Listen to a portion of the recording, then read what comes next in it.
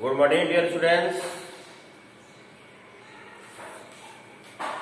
जैसा कि आप लोगों को पता है, एनरिको फर्मी ने 2 दिसंबर 1942 को नाभिकीय रिएक्टर का फॉर्मेट दिया था। उस दिन से हम लोग अपने आप को न्यूक्लिक एज में प्रवेश मानते हैं, ये सबको पता है। आज का हमारा टॉपिक है nucleus of the uranium 235। Nucleus of uranium 235 unstable, give reason.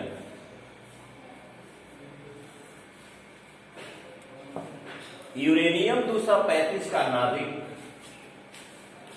अस्थायी या नाजुक क्यों होता है? यूरेनियम 235 का नाभिक, ये क्लास 10 के लिए मोस्ट इंपॉर्टेंट कॉन्सेप्ट है। क्लास 9 के लिए कि आखिर परमाणु में इलेक्ट्रॉन, प्रोटॉन, न्यूट्रॉन की स्थिति होती ही क्या, नाभिक में कितने प्रकार के फोर्स हमेशा एक्टिवेट रहते हैं, ये सब मोस्ट इंपॉर्टेंट अभी जो मैं कॉन्सेप्ट देने जा रहा हूं,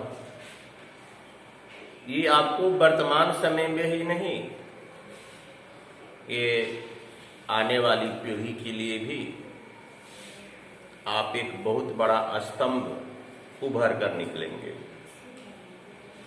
तो डियर स्टूडेंट्स,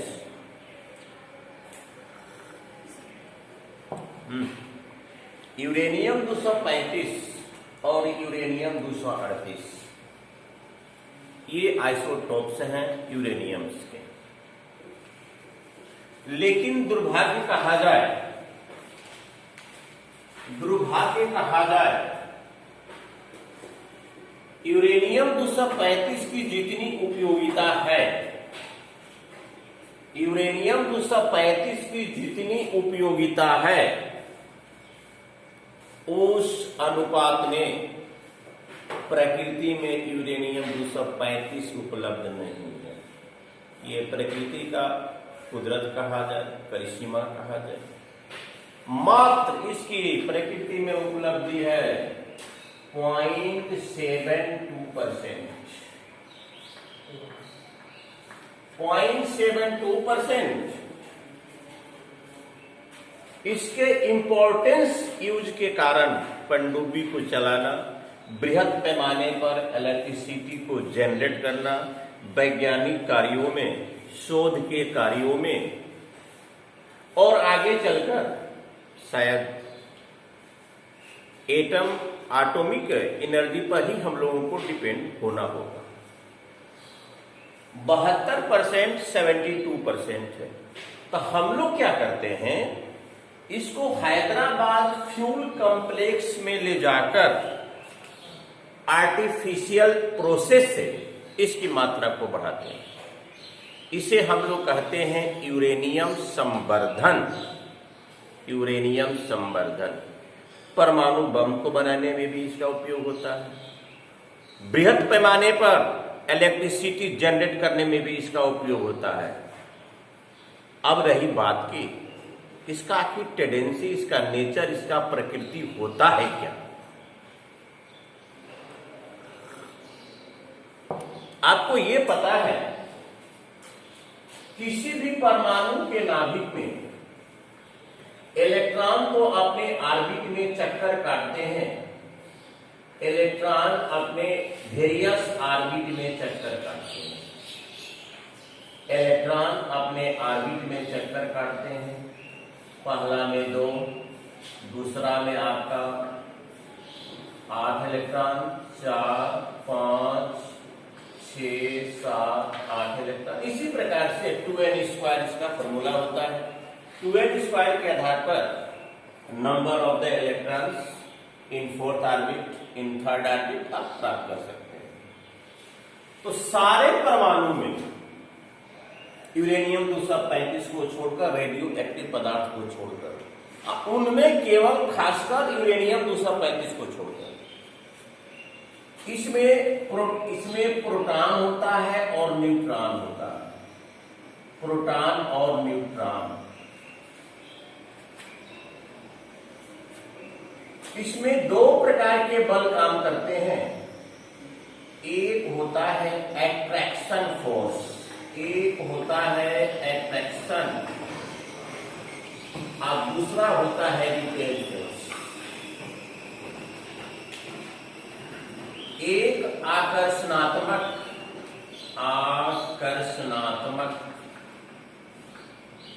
और दूसरा होता है विकर्षणात्मक।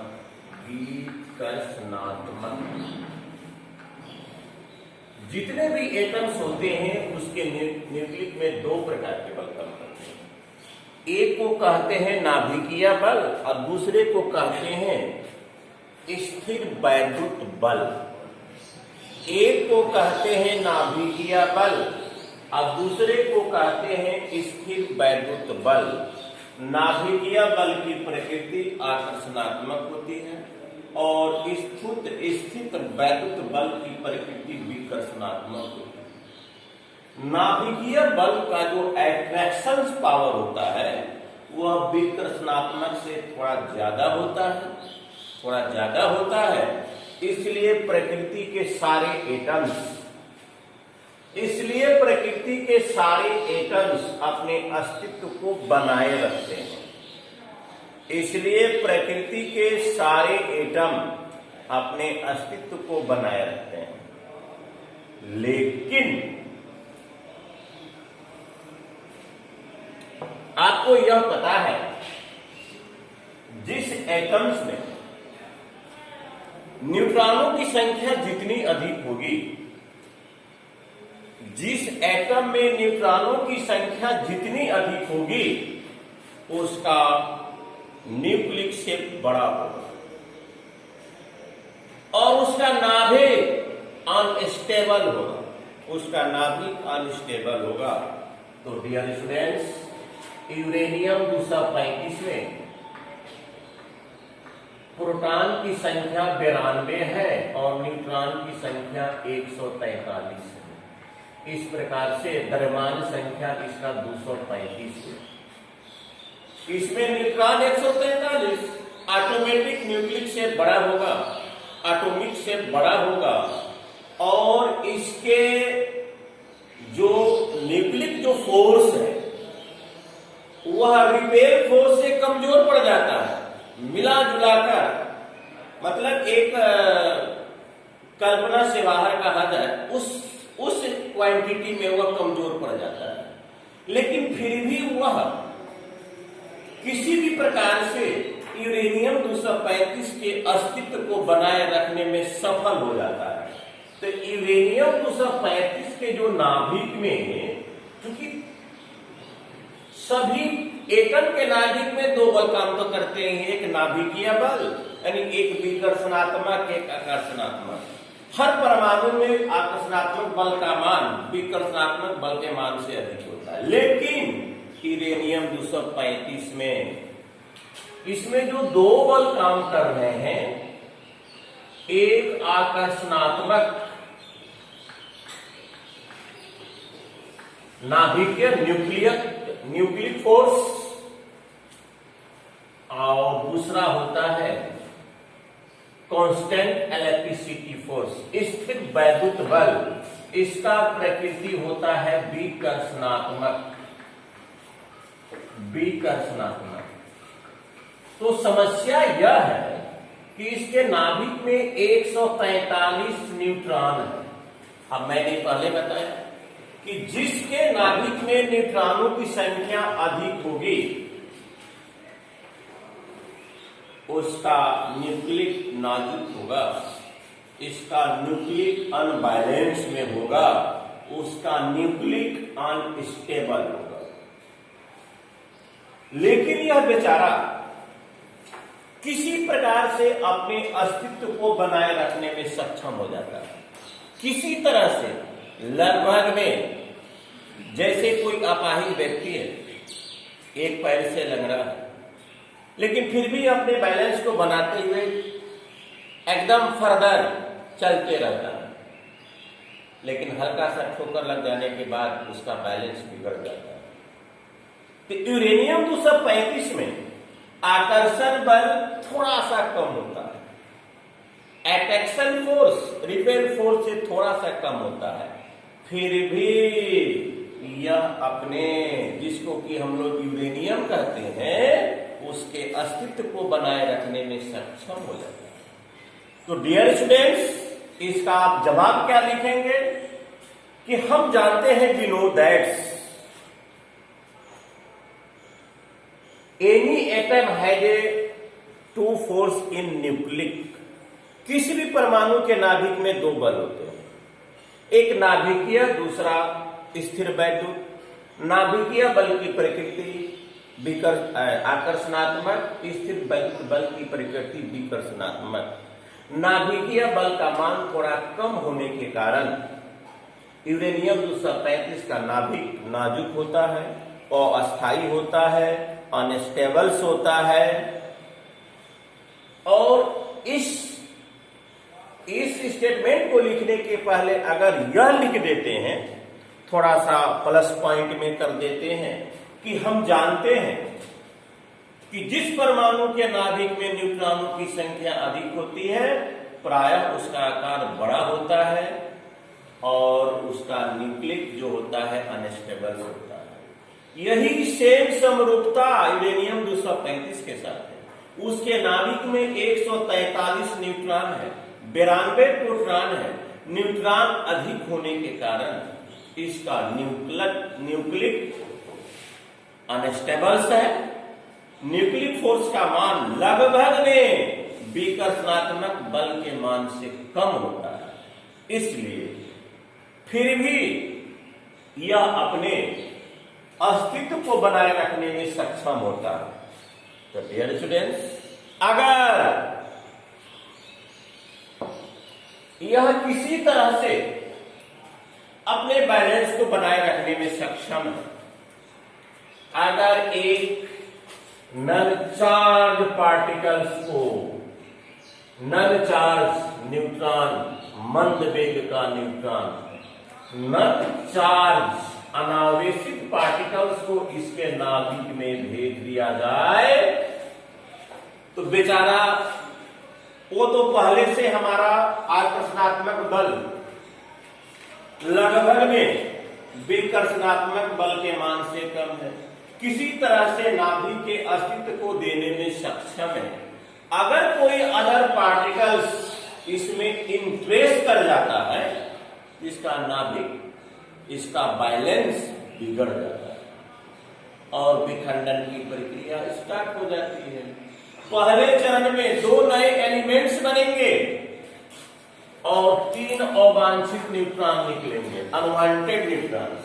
ये 3 अवांछित न्यूट्रॉन अगले 3 नाभिक पर पड़ेंगे तो 9 न्यूट्रॉन बनेंगे, फिर 9 न्यूट्रॉन अगले 3 नाभिक पर पड़ेंगे, 27 न्यूट्रॉन बनेंगे, फिर ये 27 न्यूट्रॉन अगले 3 नाभिक पर पड़ेंगे, 81 न्यूट्रॉन बनेंगे। इस प्रकार से यह प्रक्रिया अल्प समय में, जिसको कि हम लोग एटम के नाम से जानते हैं, वह पूरी तरह से समाप्त हो जाएगा।